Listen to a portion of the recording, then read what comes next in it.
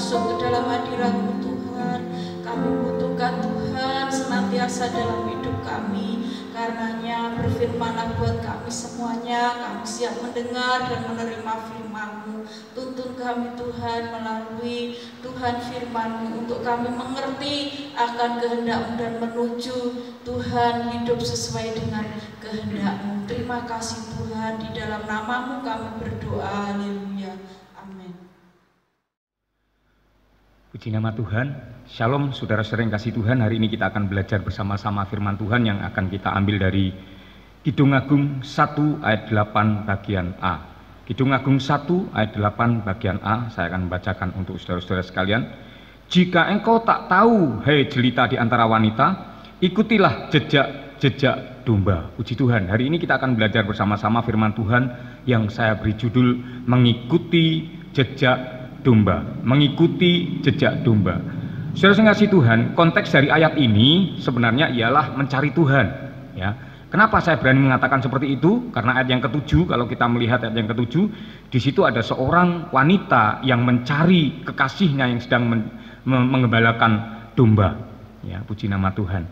Nah, harus dipahami bahwa kitab Kidung Agung ini dicatat sebagai kiasan untuk hubungan antara Tuhan dan umatnya. Nah, itulah sebabnya saudara kasih Tuhan, saya berani menyampaikan bahwa konteks yang sebenarnya dari ayat ini ialah mencari Tuhan. Ayat yang ke-8 memberitahu kita apabila kita tidak tahu bagaimana kita menemukan Tuhan, ya, ayat 8 memberitahukan kepada kita, ikutilah jejak-jejak domba. Ya, hari ini kita akan belajar tentang mengikuti jejak domba. Paling tidak ada 3 jejak domba yang harus kita ikuti agar kita bisa menemukan Tuhan dalam kehidupan kita. Baik, kita akan belajar bersama-sama. Yang pertama, jejak domba yang harus kita ikuti agar kita bisa menemukan Tuhan adalah selalu mengandalkan gembala. Selalu mengandalkan gembala.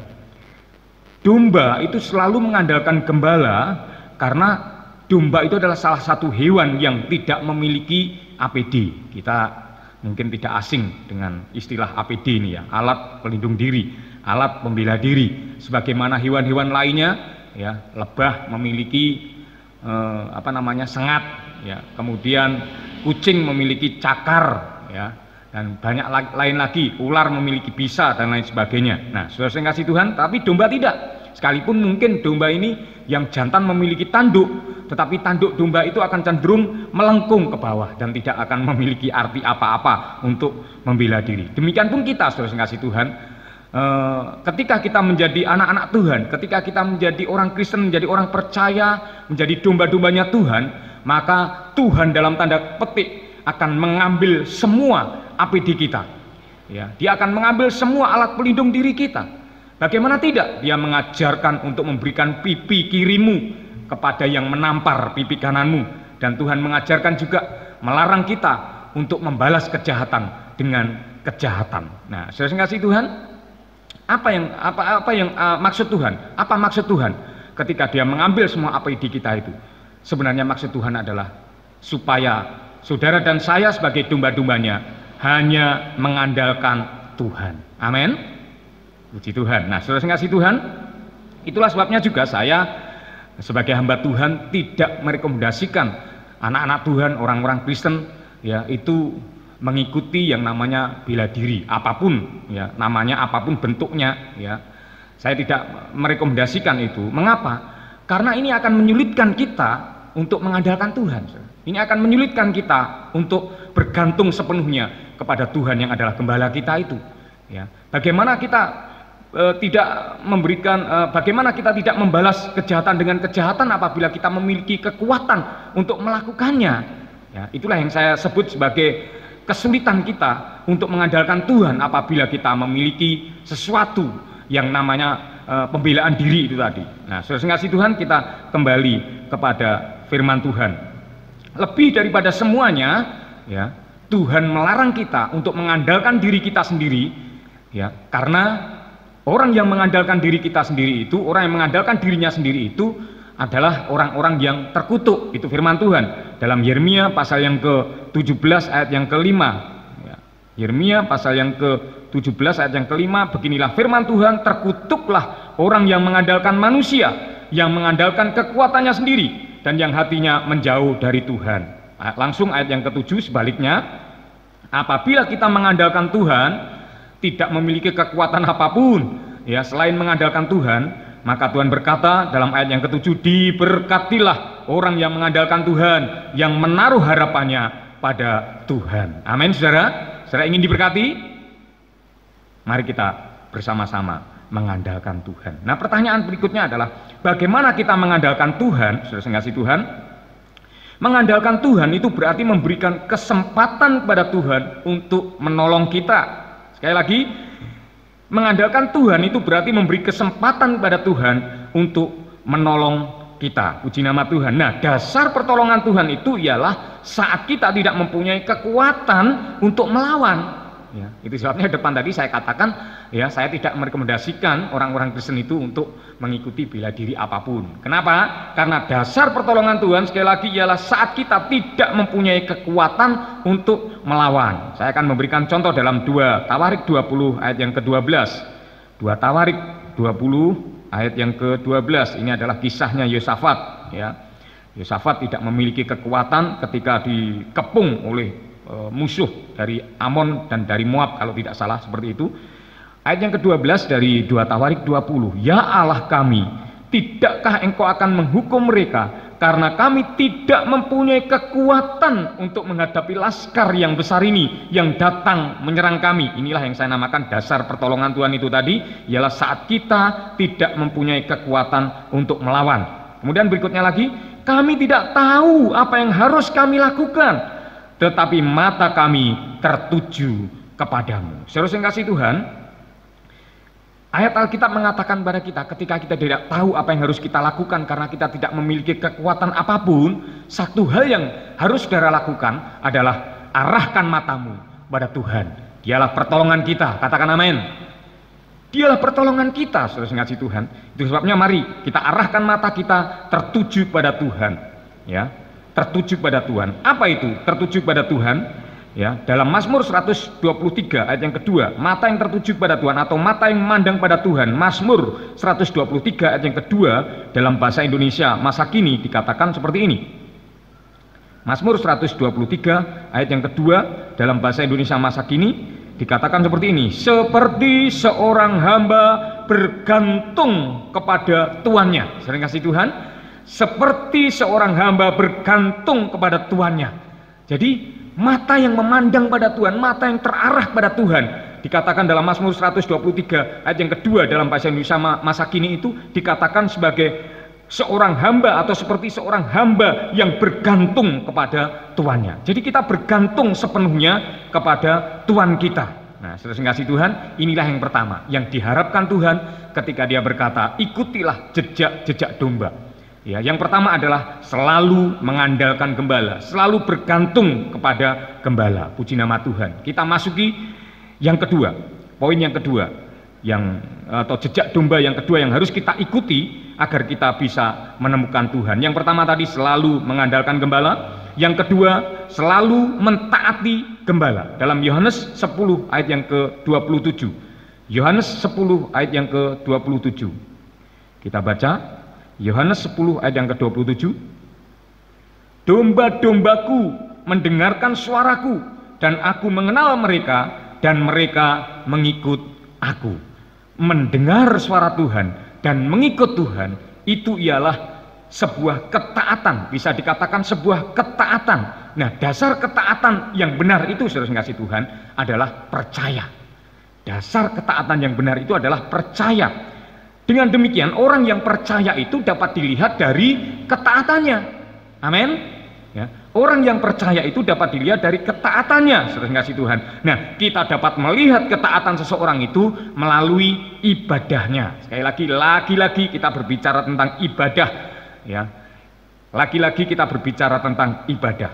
Jadi orang percaya itu dapat dilihat dari ketaatannya. Dan kita dapat melihat ketaatan seseorang itu dari ibadahnya. Sebab ketaatan itu, saudara, sebenarnya terlahir dari ibadah kita. Bagaimana orang itu bisa taat tanpa ibadah? Apa yang ditaatinya, saudara? Kalau kita berbicara mentaati firman Firman Tuhan itu dijabarkan, firman Tuhan itu diterangkan melalui ibadah. Bagaimana orang itu bisa mentaati firman Tuhan kalau dia tidak mengerti tentang firman Tuhan? Bagaimana dia mengerti firman Tuhan kalau dia tidak mengikuti ibadah dalam tiap-tiap minggu atau tiap-tiap jam ibadah, saudara yang kasih Tuhan? Nah, ini perlu bagi kita, saudara yang kasih Tuhan, ini perlu bagi kita. Nah, jika kita memiliki ketaatan yang benar, yaitu ketaatan yang terlahir dari ibadah itu tadi, saudara tahu ibadah yang saya maksud bukan hanya ibadah muji Tuhan dan sebagainya, tetapi ibadah di dalam gereja dan ibadah di luar gereja. Saya yakin saudara pasti ingat tentang apa ibadah yang saya ajarkan ini, ya. Ketika kita memiliki ketaatan yang benar yang terlahir dari ibadah, maka kita pasti memiliki mujizat yang besar. Sekali lagi, jika kita memiliki ketaatan yang benar, maka kita pasti akan memiliki mujizat yang besar. Saudara pun juga sudah saya ajarkan, mujizat yang terbesar, mujizat yang besar dalam kekristenan itu adalah perubahan hidup. Amin. Puji nama Tuhan. Nah, saudara yang kasih Tuhan, kita kembali kepada firman Tuhan. Tuhan tidak pernah menyuruh hal-hal yang tidak dapat kita lakukan. Itulah sebabnya untuk sebuah ketaatan itu tidak diperlukan kemampuan. Untuk sebuah ketaatan itu hanya diperlukan kemauan untuk merendahkan diri. Kita mau lihat contohnya dalam 2 Raja-Raja pasal yang kelima ayat yang ke-13. 2 Raja-Raja pasal yang kelima ayat yang ke-13 ini menceritakan tentang Naaman. Sebelum kita baca, ya saya akan mengkisahkan sekelumit ceritanya Naaman ini. Naaman adalah seorang perwira, saudara. Naaman adalah seorang jenderal.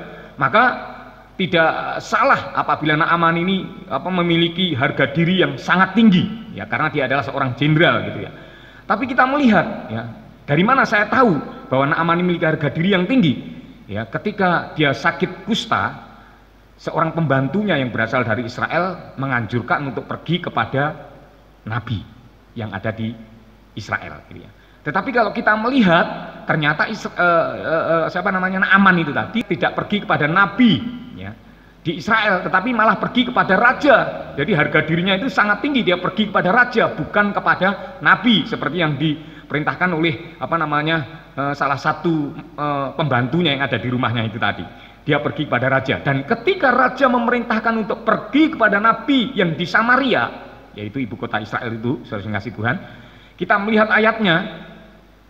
Naaman ini dengan tidak sopan membawa keretanya, membawa kudanya itu persis di depan pintu rumah Elisa. Wah, ini luar biasa, saudara ya. Jadi ini harga dirinya ini sangat tinggi sekali sehingga dia tidak mau turun di gang atau turun di jalan, enggak, tapi dia membawa keretanya sak kuda ini pisan di depan pintu rumah Elisa. Ya, akhirnya Nabi Elisa, saudara, dia tidak mau menemui Naaman. Ya, dia tidak mau menemui Naaman. Dia malah menyuruh pesuruhnya, ya, keluar menemui Naaman dan berkata, mandilah di sungai Yordan. Waduh, sampai 7 kali, saudara, 7 kali mandi di sungai Yordan. Nah, perlu diketahui sungai Yordan itu bukanlah sungai yang bersih. Ya, kalau saudara melihat ayat-ayat ceritanya ini, ya, begitu dia mendengar berita itu, mendengar perintah itu, maka Naaman akhirnya pergi dengan gusar, dikatakan seperti itu. Dan dia sambil gedumel, sambil menggerutu, dia berkata, bukankah ya Abana Parpar adalah sungai yang bersih di Damsyik daripada sungai di Israel? Ya, kenapa saya tidak suruh mandi di sana? Ya, Naaman berkata seperti itu, saudara. Naaman kalau boleh memilih kira-kira seperti itu. Ya.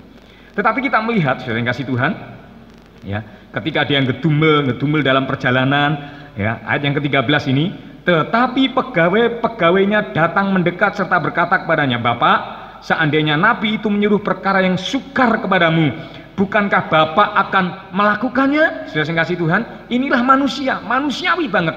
Ya, kenapa? Kalau diberikan jalan yang mudah, dia akan mencari jalan yang sukar. Ya, mosok toh seperti ini, ya, mosok toh semudah ini, saya kasih Tuhan ya. Itulah manusiawi, itu lumrah, katanya. Nah, kemudian kita melihat kalimat berikutnya, apalagi sekarang ia hanya berkata kepadamu, mandilah dan engkau akan menjadi tahir. Persoalannya bukan mandinya, saudara. Persoalannya adalah di mana Naaman ini harus mandi, yaitu di mana? Di Sungai Yordan, ya, yang notabene kotor, ya, tidak terlalu bersih. Saya kasih Tuhan. Nah, saya kasih tahu pada saudara, zona yang paling tidak kita sukai itu biasanya itulah yang bisa memulihkan keadaan kita. Sekali lagi, zona yang paling tidak kita sukai itu biasanya yang akan memulihkan keadaan kita. Ya, saudara kasih Tuhan. Nah, kita kembali kepada firman Tuhan. Saya berharap kita semua memiliki ketaatan yang luar biasa, dan ketika Naaman ini yang akhirnya taat, ya, dia nyemplung, dia benar-benar mandi di Sungai Yordan sebanyak 7 kali, dia menjadi tahir, dia menjadi sembuh. Ya. Untuk sebuah ketaatan, sekali lagi, itu tidak diperlukan kemampuan, tidak diperlukan keahlian. Ketaatan itu hanya butuh kemauan untuk merendahkan diri. Kenapa Naaman itu dipulihkan di Sungai Yordan? Karena itulah yang dia perlukan, saudara. Itulah yang dia perlukan. Kenapa? Karena dia memiliki harga diri yang terlalu tinggi, sehingga ketika dia sakit kusta, dia harus mandi di Sungai Yordan, di zona di mana dia tidak suka, ya, tempat itu. Demikian pun kita, ketika kita ingin dipulihkan, jangan pilih-pilih tempat. Ketika Tuhan berkata harus mandi di Sungai Yordan, adalah satu tempat yang tidak kita sukai, ya, disitulah kita akan dipulihkan oleh Tuhan. Puji nama Tuhan. Saya rasa ini yang kedua, ya, yang kedua, yaitu mentaati gembala. Ya, jejak domba yang harus kita ikuti. Yang pertama tadi adalah selalu mengandalkan gembala. Yang kedua adalah selalu mentaati gembala, apapun perintahnya gembala, apapun perkataan Tuhan, apapun firman Tuhan, mari kita lakukan dalam kehidupan kita sehari-hari. Puji nama Tuhan. Sekarang yang ketiga, jejak domba yang harus kita ikuti, haleluya, supaya kita bisa menemukan Tuhan adalah tetap bersatu. 1 Korintus 1 ayat yang ke-10. Tetap bersatu. 1 Korintus 1 ayat yang ke-10. Tetapi aku menasihatkan kamu, Rasul Paulus berkata, saudara-saudara, demi nama Tuhan kita Yesus Kristus, supaya kamu seia sekata dan jangan ada perpecahan di antara kamu, tetapi sebaliknya, supaya kamu erat bersatu dan sehati sepikir. Rasul Paulus menasihatkan kita, bahkan dia memakai nama Tuhan Yesus Kristus. Supaya apa? Supaya kita erat bersatu dan sehati sepikir. Kalau kita menengok kembali dalam Kidung Agung pasal yang ke-1 ayat yang ke-8 atau nats kita itu, dalam bahasa Indonesia masa kini, jejak-jejak domba itu diterjemahkan menjadi jejak kawanan domba. Jejak kawanan domba dalam bahasa Indonesia masa kini, Kidung Agung 1 ayat yang ke-8 bagian A tadi. Apa artinya kawanan domba itu? Kawanan domba itu bukan hanya satu, kawanan itu bukan hanya satu, tetapi banyak. Tetapi mereka bersatu, itulah kawanan, kawanan domba. Nah, mereka bersatu sekalipun banyak. Nah, bersatu itu, saudara kasih Tuhan, tidak sama dengan seragam. Ya. Yang saya pakai ini adalah seragam hamba-hamba Tuhan di Korwil Lingi Silopuro. Ya. Nampak seragam, nampak indah memang, kalau seragam nampak indah gitu ya. Tetapi belum tentu, saudara, hatinya itu bisa bersatu, belum tentu gitu ya. Itulah sebabnya saya berkata bahwa satu itu tidak sama dengan seragam. Bersatu itu lain dengan seragam. Bersatu itu berbeda-beda, tetapi memiliki tujuan yang sama. Berbeda-beda, tetapi bisa bekerja sama, beragam yang saling melengkapi. Dan ini digambarkan oleh Rasul Paulus, ya, saudara dan saya orang-orang percaya ini adalah sebagai anggota tubuh Kristus yang sudah pasti berbeda. Kita memang berbeda, saudara. Kita memang berbeda, tetapi kita harus bisa bekerja sama karena kita merupakan kesatuan di dalam tubuh Kristus. Masing-masing kita punya tugas sesuai dengan tempatnya dalam tubuh Kristus. Katakan amin. Jadi jangan iri kalau misalkan kita ini punya tempat di kaki, jangan iri dengan tangan.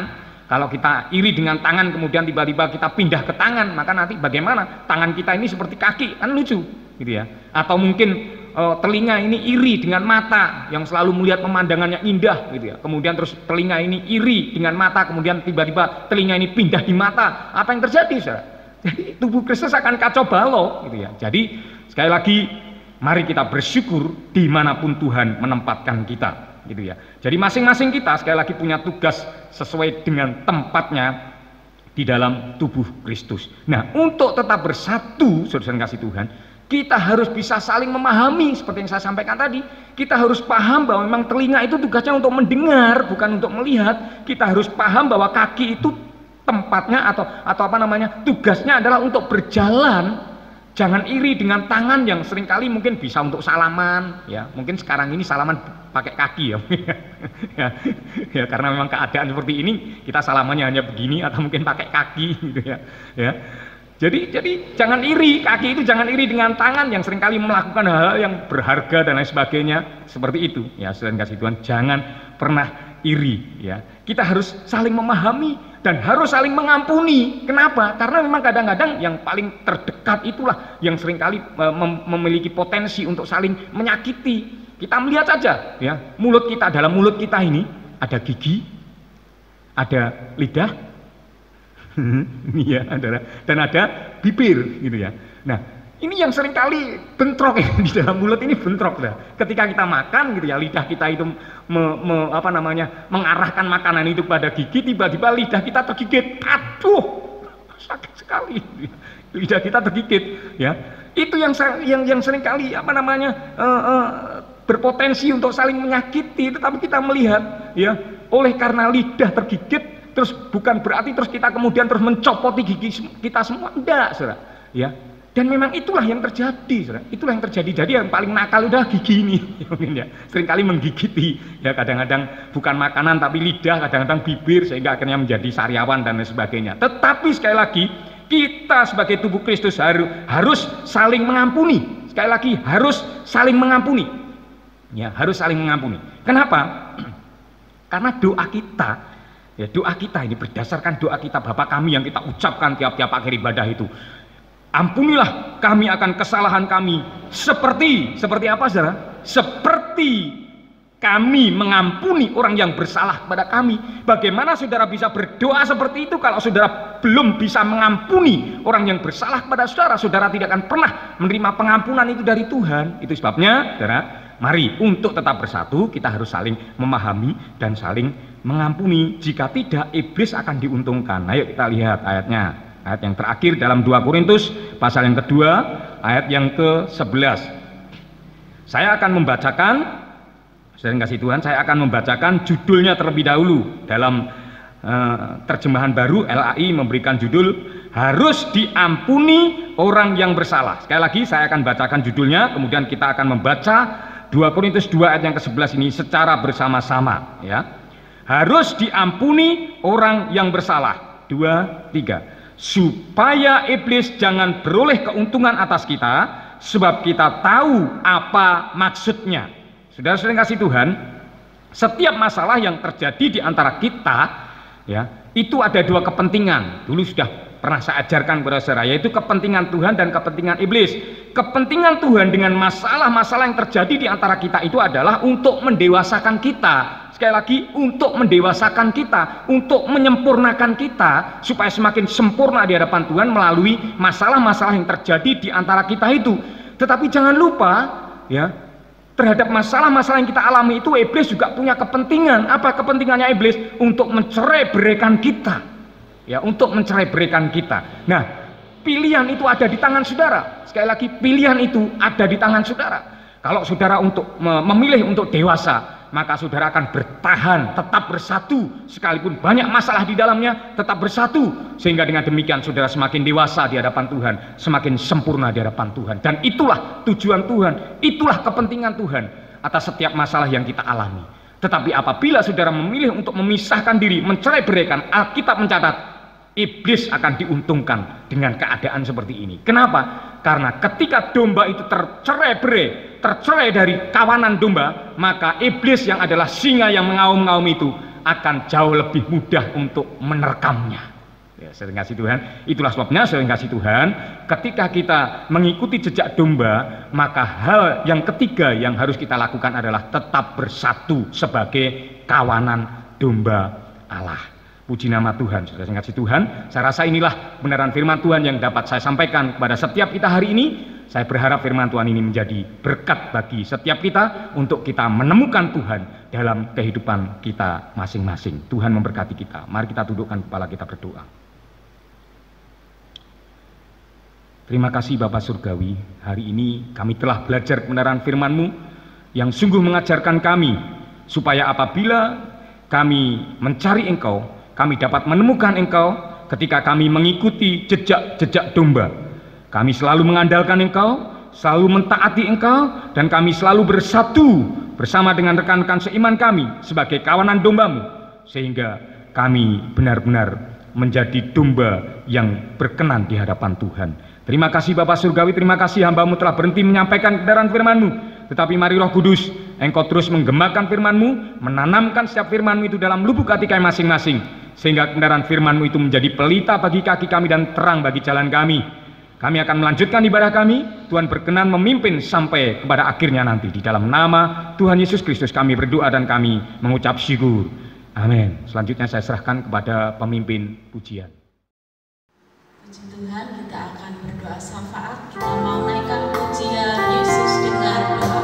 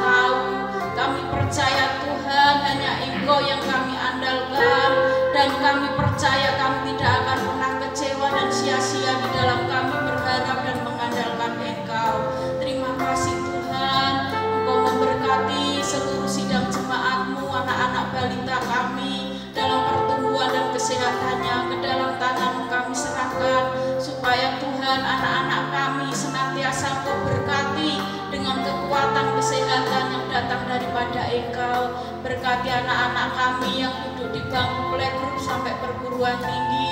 Ke dalam tangan kami serahkan anak-anak kami. Engkau melindungi, menjagai, memberi kesehatan, kekuatan, memberi kepintaran dan kecerdasan, menolong anak-anak kami dalam masa depan dan cita-citanya. Tuhan merendah yang terbaik, segala yang diperlukan untuk biaya-biaya sekolah anak-anak kami. Sungguh Tuhan, kami percaya kepada Engkau senantiasa mencukupi dan melimpahkan berkat-Mu atas anak-anak kami yang adalah biji mata Engkau, kesayangan Engkau Tuhan. Berkati dalam pergaulannya, berkati di dalam kehidupannya. Tuhan yang menjaga, yang melindungi, yang menaungi dengan kasih sayang Tuhan yang melimpah. Berkati anak-anak muda yang membutuhkan teman hidup maupun pekerjaan. Tuhan berikan yang terbaik. Tambahkan iman kepada anak-anak kami Tuhan, untuk selalu mengandalkan dan berpengharapan di dalam Engkau. Sebab tidak akan pernah sia-sia orang yang berharap dan mengandalkan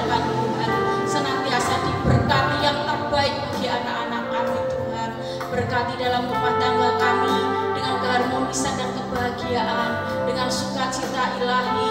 Tuhan memberkati pekerjaan dan pelayanan kami. Tuhan Yesus senantiasa membukakan pintu berkat dan rezeki buat kami, anak-anak-Mu Tuhan. Terima kasih, berkati Mbak-mbak yang sudah sepuh dengan ayam tentrem sukacita yang datang daripada-Mu. Ke dalam tangan-Mu kami serahkan Tuhan, negara bangsa kami. Engkau melindungi, Engkau menaungi, Engkau mengampuni, Engkau memulihkan Tuhan bangsa kami. Tuhan kirimkanlah vaksin dari surga sehingga seluruh bumi termasuk bangsa kami diberi pertolongan kepada Tuhan dan dilalukan segera virus corona ini Tuhan.